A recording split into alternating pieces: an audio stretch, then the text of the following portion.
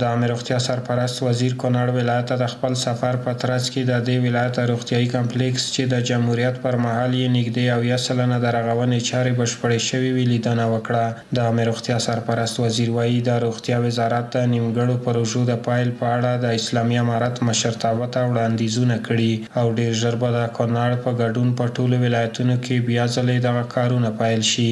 عامل المؤمنین صاحب حفظه الله سره مجلس وکړ په دې رابطه باندې هغه تاسو پیشنهادونه راولېږئ. پیشنهاد مو ولیکه تللی دی ان شاء الله چې امید دی چې لږ وخت کې د هغې حکم راشي او د پروژې باندې شروع شي. د عامه روغتیا سرپرست وایي چې د اسلامي امارت د واکمنېدو سره د روغتیايي خدماتو کچه لوړه شوې او لا هڅه کوي چې په هیواد کې دننه ټولې روغتیايي اسانتیاوې چمتو کړي. په افغانستان کې الحمدلله صحت بخش کې ډېر خدمت شوی دی. هغه پروژې چې د صحت په بخش کې ناتمامه پروژې دي، پوره شوې نه دي، ناتکمیله دي، اسلامي امارت هوډ لري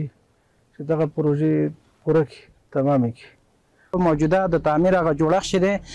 د روغتون د مریضانو مشکلات نشي حل کولی، نو غوښتنه مو دا ده چې دغه 200 بستریز روغتون چې